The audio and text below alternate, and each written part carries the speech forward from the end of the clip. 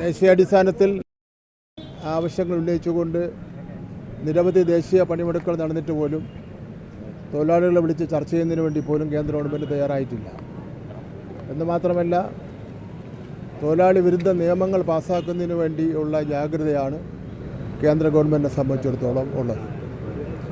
കേരളത്തിൽ തൊഴിലാളി വിരുദ്ധ നിലപാട് സ്വീകരിക്കുന്ന തൊഴിൽ നിയമങ്ങൾ നടപ്പിലാക്കുന്ന പ്രശ്നമേ ഇല്ല എന്നുള്ള കാര്യം തൊഴിൽ മന്ത്രി എന്നുള്ള നിലയിൽ ഞാൻ വ്യക്തമാക്കിയിട്ടുണ്ട്. അപ്പം അതുകൊണ്ട് ബഹുമാനപ്പെട്ട കേന്ദ്ര ഗവൺമെൻറ് തൊഴിലാളികളെ വിളിച്ച് സംസാരിക്കണം. എത്ര സംസ്ഥാനങ്ങളിൽ പരിപൂർണമായി പണിമുടക്ക് നടന്നു എന്നുള്ളതല്ല പ്രശ്നം. തൊഴിലാളികൾ ഉന്നയിക്കപ്പെട്ടിരിക്കുന്ന പ്രശ്നത്തിൽ അതിൽ എത്രമാത്രം കഴമ്പുണ്ട്, എത്രമാത്രം പ്രാധാന്യമുണ്ട്, എത്രമാത്രം ആവശ്യങ്ങൾ അതിലടങ്ങിയിരിക്കുന്നു എന്നുള്ളതാണ് കേന്ദ്ര ഗവൺമെൻറ് മനസ്സിലാക്കേണ്ടത്.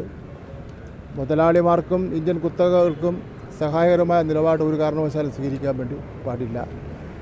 ലോകത്തെമ്പാടും നടന്നിട്ടുള്ള തൊഴിലാളി വർഗത്തിൻ്റെ ചരിത്രം നോക്കിയാൽ, ചിക്കാഗോ മുതൽ ഉള്ള ചരിത്രം നോക്കിയാൽ, തൊഴിലാളികൾ സമരം ചെയ്താണ് അവരുടെ അവകാശങ്ങൾ നേടിയെടുത്തിട്ടുള്ളത്.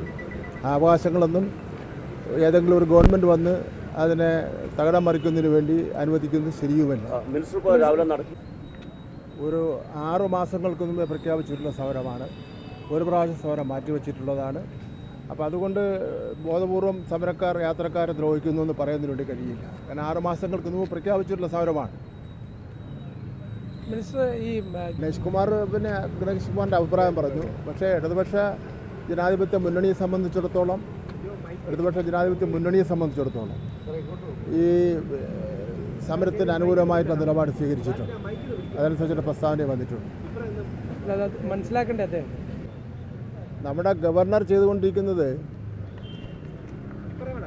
ഒരു കാരണവശാലും അംഗീകരിക്കാൻ കഴിയുന്ന കാര്യമല്ല. ഇപ്പം 4ഓളം വരുന്ന വൈസ് ചാൻസലർമാർ ചില പ്രത്യേക രാഷ്ട്രീയ ചിന്താഗതിയുള്ളവരുടെ യോഗങ്ങളിൽ പങ്കെടുത്തിരിക്കുകയാണ്. അത് കേരളത്തിൻ്റെയും ഇന്ത്യയുടെയും വൈസ് ചാൻസലർമാരുടെ ഒരു ചരിത്രം നോക്കുമ്പോൾ ഉണ്ടായിട്ടുള്ള കാര്യമില്ല. BJP ഗവൺമെൻറ് അധികാരത്തിൽ വന്നതിന് ശേഷം NCERTയും അതുപോലെ ഇന്ത്യയിലെ ചില സംസ്ഥാനങ്ങളിലെ വൈസ് ചാൻസലർമാരും ഒരു RSS നിലപാട് സ്വീകരിച്ചിട്ടുണ്ടായിരുന്നു. പക്ഷേ കേരളത്തിൽ അങ്ങനെ ഒരു നിലപാട് ഐക്യകേരള രൂപീകരണത്തിന് ശേഷം അങ്ങനെ ഒരു നിലപാട് ഇപ്പോൾ സ്വീകരിക്കുന്നത് ഇപ്പോൾ ആദ്യമായിട്ടാണ്. അത് പ്രശ്നങ്ങൾ കൂടുതൽ വഷളാക്കുന്നതിന് വേണ്ടി മാത്രമേ കഴിയുള്ളൂ. അപ്പോൾ അതുകൊണ്ട് ബഹുമാനപ്പെട്ട ഗവർണർ ഇടപെട്ട് പ്രശ്ന പരിഹാരത്തിന് ശ്രമിക്കേണ്ടതായിട്ടുണ്ട്. ഇന്നിപ്പോൾ 2-3 ദിവസമായി നടന്നുകൊണ്ടിരിക്കുന്ന എല്ലാ വിദ്യാർത്ഥി സമരങ്ങൾക്കും ഉത്തരവാദി എന്ന് പറയുന്നത് ബഹുമാനപ്പെട്ട ഗവർണറാണ്. ശരി. ഏറ്റവും പുതിയ വാർത്തകളും വിശേഷങ്ങളും വിരൽ തുമ്പിലറിയാൻ സീ മലയാളം ന്യൂസ് എല്ലാ ഡിജിറ്റൽ പ്ലാറ്റ്ഫോമുകളിലും ലഭ്യം.